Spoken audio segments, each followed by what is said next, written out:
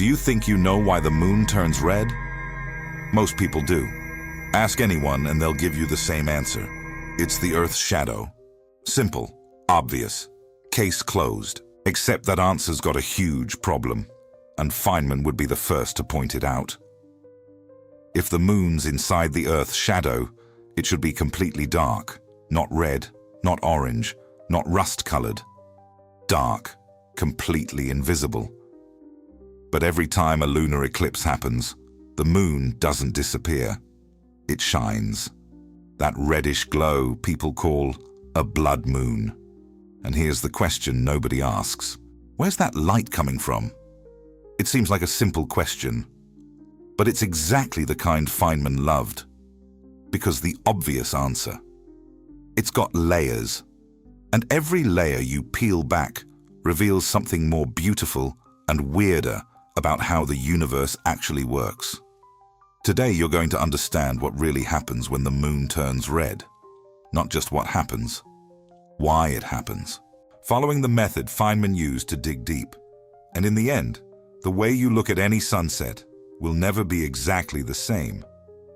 First, let's figure out what the common explanation gets right and what it gets wrong. The eclipse explanation isn't wrong. During a total lunar eclipse, the Earth does position itself between the sun and the moon. The Earth's shadow covers the moon. That's real. This zone of total darkness has a name, the umbra, Latin for shadow. When the moon enters it, it's in the darkest part of the shadow cone the Earth casts into space. But here's what most explanations skip. This shadow cone isn't just empty darkness. The Earth's got an atmosphere. Imagine you're in a spaceship hovering over the moon during a total eclipse. You look at Earth. What do you see? A dark disk. The sun's behind it, so you're looking at the unlit side. But there's something else. Around that dark disk is a ring, a thin, glowing ring. Orange, red, copper. A halo wrapping around Earth's entire edge. What is that ring? It's Earth's atmosphere, sunlight passing through it. Earth's atmosphere is about 100 kilometers thick, tiny compared to Earth's diameter, less than 1% of the planet's radius. But that's enough to bend sunlight grazing the edge of the planet. This bending is called refraction. Same thing that makes a pen look broken in a glass of water. Light slows down when it passes through different materials. That slowdown curves its path. But here's the thing. The atmosphere isn't uniform. It gets denser as you approach the surface. So light doesn't bend at one sharp angle like in a prism. It curves gradually. It follows the atmospheric density gradient. Think of it as a natural lens, built by gravity and the gases surrounding the planet. Each atmospheric layer slightly redirects the light. All those tiny deflections add up. And the result? Light bends around Earth and shoots out the other side. During the eclipse, sunlight grazes Earth's edge at an extreme angle. It plows through the densest atmospheric layers, nitrogen, oxygen, particles. This long, shallow path turns the atmosphere into a giant prism, filtering light, redirecting it around the planet, and only about 1% of that sunlight makes it through. The rest gets scattered or absorbed. That 1% that survives, it's what makes the moon shine during an eclipse, not direct sunlight. This is light that's traveled through the entire atmosphere, gotten filtered, refracted, bent around the planet, and finally hit the moon. And after that journey, it's got a very specific color, red. Now here comes the beautiful part. The part where physics starts sounding like poetry. Think about those points along Earth's edge, the ring you'd see from the moon. Each point on that ring corresponds to a different location on Earth. And here's the thing. Because of the eclipse geometry, each point is exactly where the sun is either rising or setting, sunrise or sunset. What that means? From the moon's perspective, Earth's surrounded by every sunrise and sunset happening at that exact moment. Every point on that atmospheric ring, someone's sunset. or someone's dawn. All at once, all around the planet. Think about what that actually looks like. Every lunar eclipse is lit by hundreds of sunrises and sunsets happening simultaneously, spread all around Earth's edge. Not just one sunset, all the sunsets. At the same time, wrapping around the entire planet. And you know what color a sunset is? Red, orange, copper. The blood moon isn't lit by some mysterious source. It's lit by the sunsets of everyone on Earth, all at once. All that reddish light pooling together and projecting like a diffuse spotlight onto the moon, 384,000 kilometers away. That's one of the most poetic things physics has to offer, and it's completely real. But that raises the next question. The question Feynman always asked, why is a sunset red? Why does that specific color survive the atmosphere? Why not blue? Why not green? In 1871, a British physicist named John William Strutt, later known as Lord Rayleigh, published a paper answering that. The result, Rayleigh scattering, one of the most elegant ideas in physics. Here's the core idea. When light passes through a gas, like air, the molecules interact with it. They absorb the light's energy and re-emit it in all directions. This is scattering, not reflection. That just bounces light back the way it came. Scattering sends light out in every direction. Every nitrogen and oxygen molecule that sunlight hits becomes briefly a tiny light source radiating in all directions. Rayleigh's breakthrough was this: scattering intensity depends on wavelength. Dramatically. Specifically, intensity is inversely proportional to the fourth power of the wavelength. In math, intensity 1 on L4. What does that mean? Tiny wavelength differences, huge scattering differences. Blue light, roughly 450 nanometers. Red light, roughly 700 nanometers. Run those numbers through the formula, and you get this. Blue is scattered about 5.5 times more intensely than red. 5.5 times. That's massive. When sunlight hits the atmosphere, blue gets scattered everywhere instantly. That's why the sky is blue. You're seeing scattered blue light coming at you from every direction. The blue spread out all over the sky. The red, it passes through mostly straight because it gets scattered so much less. But when light travels a long path through the atmosphere, like at sunset, when the sun's on the horizon and light's got to pass through tons of air to reach you, nearly all the blue gets scattered away. What's left? Exactly what scattering doesn't remove efficiently: red, orange, copper. Apply that same logic to the eclipse. The light hitting the moon has traveled through the densest atmospheric layer at an extreme angle, the longest possible horizontal path. Almost all the blue gets scattered away into space. The red survives. Three totally separate phenomena, the blue sky, the red sunset, and the blood moon, are explained by the exact same equation. Same law, same physics. 1L4. Think about that for a second. You're in your backyard on a clear day. Look up, blue. Look at the horizon at dusk, orange and red. Weeks later, a lunar eclipse, red. Three completely different experiences, different times, different scales, different reasons. Or so it seems, but they're all the same physics, same mechanism, same colors for the same reason. One equation connects what you see at noon, what you see at sunset, and what you see during a lunar eclipse. Physicists call this explanatory power, when one simple idea explains phenomena that seem totally unrelated. That's the kind of unification that makes physicists happy. But at this point, Feynman would say, "Great, you've got a formula. But do you actually understand why?" Richard Feynman was born in 1918 in New York. He won the Nobel Prize in 1965. But what made him different wasn't the depth of his physics. It was how he thought about what knowing actually means. Feynman told a story about his father. As a kid, his dad would point to a bird and say, "In English, it's a thrush. In Portuguese, tordo. in Italian, tordo. Then he'd say, "You know the bird's name in 3 languages, but you know absolutely nothing about the bird. What it eats, how it raises young, how those feathers work, that's real knowledge. The name? Just a label." Feynman had a key distinction. Knowing a name isn't the same as understanding something. A student might memorize Rayleigh scattering is proportional to 1L4 and spit it back on a test. But ask, why does wavelength affect scattering? And if they can't answer, they don't actually understand Rayleigh scattering. They just know the name. Feynman lived by this. To him, every answer created a new, deeper question. The scientist's job? Follow that chain of whys as far as it goes. Then have the guts to admit where it stops. So let's keep digging. Rayleigh gave us the formula. Feynman's next question: why does wavelength affect scattering?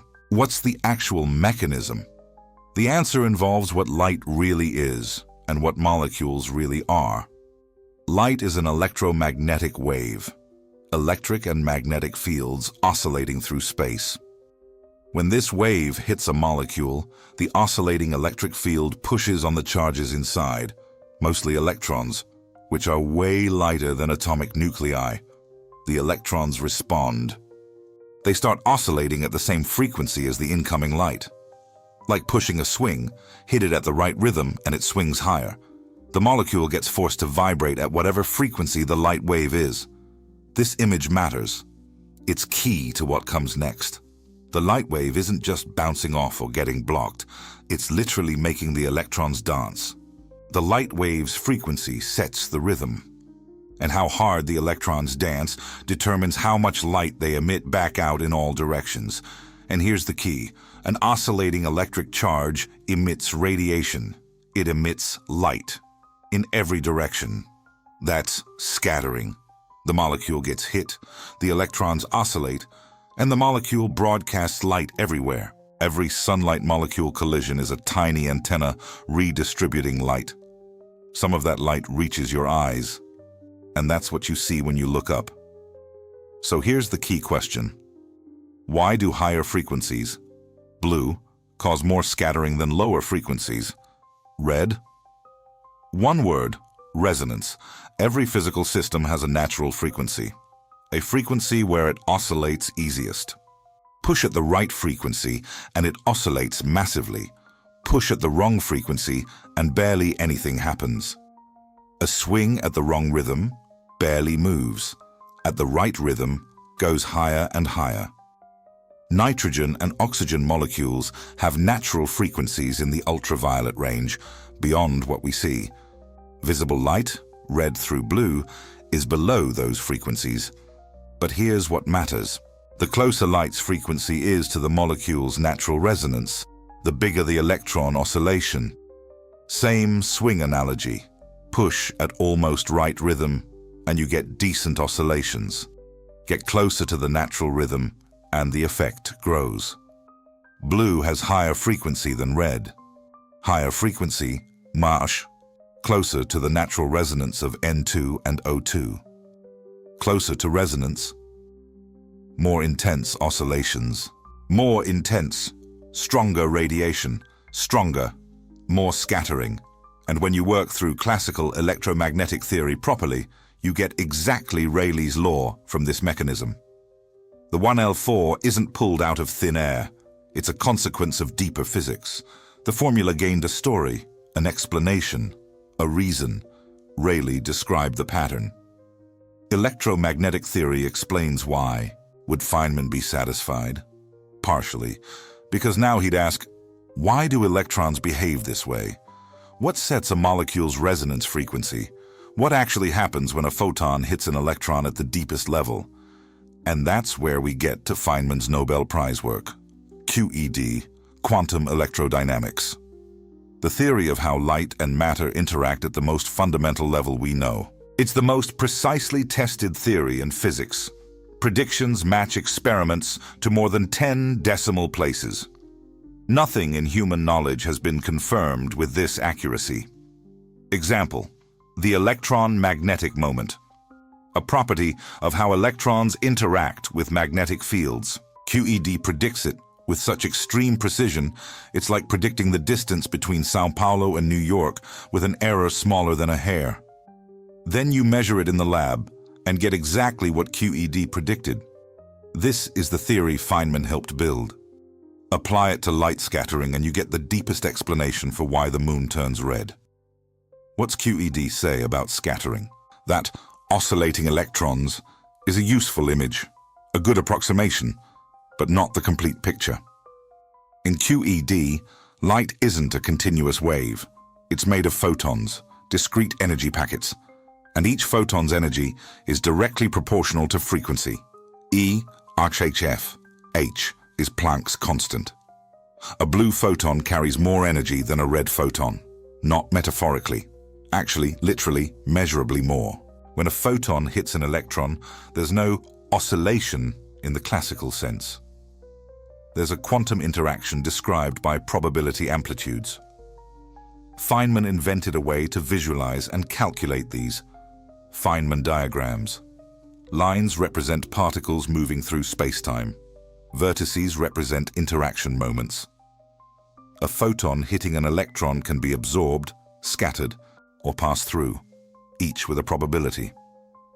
To find what happens, you add up the amplitudes of all possible paths.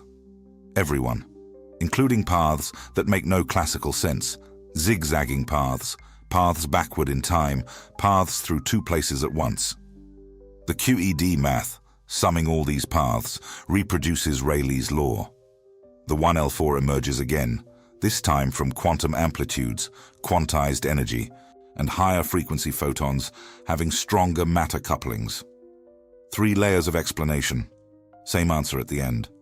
The Rayleigh pattern, the electromagnetic mechanism, the quantum derivation, each deeper, each more precise, each arriving at the same conclusion. Red survives, blue scatters. But here's where Feynman did something rare. He stated where understanding stops. Someone asks, why do quantum amplitudes add up that way? Why is photon energy proportional to frequency? Why does the electromagnetic field exist with those properties? Feynman's answer? Brutal honesty. We don't know. We can describe it with incredible precision. Predictions match experiments to 10 decimal places. But why does the universe have these rules instead of others? There's no scientific answer. Not yet. That's not a flaw. To Feynman, it was the most honest, fascinating part of science, where understanding stops and genuine mystery begins, not ignorance mystery, a well-mapped mystery, clear edges. We know we don't know. I live perfectly comfortably in not knowing, Feynman once said. I think it's much more interesting to live not knowing than to have answers that might be wrong. Now, let's put this together. See what stands. You started simple. Why's the moon red during an eclipse? Geometry solved the paradox. Not darkness, but 1% of sunlight refracted through atmosphere. Rayleigh explained why that light is red. The 1L4 linking blood moon, sunset, and blue sky. Electromagnetic physics explained the mechanism. Molecules as forced oscillators. Resonance in the ultraviolet. QED went deeper. Photons, quantum amplitudes, and the honesty of admitting where the foundation is. 4 layers. Something happened along the way. The phenomenon didn't shrink. It grew. The blood moon isn't just a neat sight. It's the exact same physics painting the sky blue. Same physics turning the horizon red at sunset. Same physics that reddens starlight traveling through interstellar dust for light years. One principle, frequency-dependent scattering. It's everywhere light and matter meet. Earth's sunsets, the glow of distant nebulas, the red moon every few years. A Martian dawn's colors, different from Earth's because Mars has different atmosphere, different scattering. Stars seen through interstellar clouds. Planets around other stars, where the exact same equations work with the exact same results, no matter who's watching. The blood moon is a 384,000-kilometer window into this truth.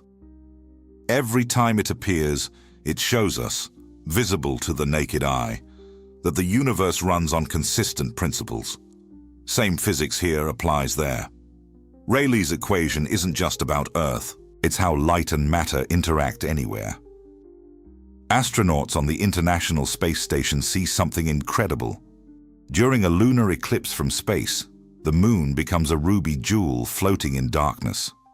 Earth behind it casts a glow. The light from Earth's entire illuminated edge. A crown of all the world's sunrises and sunsets, all at once, in a ring. The moon absorbs that light 384,000 kilometers away and reflects it back as red for anyone watching from above. Feynman wrote about the difference between appreciating a flower as a poet and as a scientist. The poet sees beauty. The scientist sees beauty too, plus the cells processing light. The pigments evolve to attract specific pollinators, the physics of those colors. To Feynman, understanding didn't kill the wonder. It multiplied it. Tomorrow when you see a red sunset, you could just admire it. Or admire it knowing you're seeing the exact same principle that makes the moon glow red during an eclipse. Same Rayleigh scattering, same frequency dependence, same universe with the same rules working in two different places. Two totally different contexts, producing the same color for the same reason. Feynman died in 1988, but the way he taught us to ask questions, following why as far as it goes, then having the guts to say where it stops, is the best guide for anyone who wants to truly understand the world. Not just memorize names. There's a difference between knowing the moon turns red during an eclipse and understanding why. The first fact you memorize and repeat. The second changes how you look at the sky, changes what you see at sunset, changes the questions you ask when something catches your attention. That's Feynman's real gift. Not the answers, the method. Dig as deep as you can, then admit what you still don't know. Next time there's a total lunar eclipse, and depending where you live, you might catch a few per year. Look at that color and watch the experiment happen live. The red you see is visual proof of Rayleigh scattering on a planetary scale. It's why sunsets are red, applied to the longest atmospheric path possible. Physics from Feynman's 1960s Caltech lectures, visible to your naked eye, no equipment needed. Watch the shade carefully. It changes with every eclipse based on atmospheric conditions. Recent volcanic eruptions put particles in the stratosphere. Moon gets darker and redder. Clear atmosphere, lighter, copper glow. The moon is literally a mirror of our atmosphere, a natural gauge you can read with your eyes. Watch the eclipse beginning. The penumbra, the partial shadow before the umbra. You'll see the moon fade from white to yellow to orange to red. Each shift is light, taking a longer path through atmosphere, losing more blue along the way. And when it's completely red, remember, that's not darkness with a tint. That's light. Sunlight, filtered through the atmosphere from every point along Earth's edge, all at once, projected onto a rock 238,000 miles away. Exactly what physics predicts. Exactly what Feynman would teach you to see. Science doesn't kill wonder. It gives you more places to find it, with greater precision. The next eclipse will look different. Not because the sky changed, but because you changed. Want to keep going deeper, understanding ordinary things the way Feynman taught? There's tons more on this channel. Rayleigh scattering shows up when we ask why the sky isn't violet, how starlight maps star locations, why dawn and dusk have different colors. Every answer leads to another question. Subscribe and hit the bell.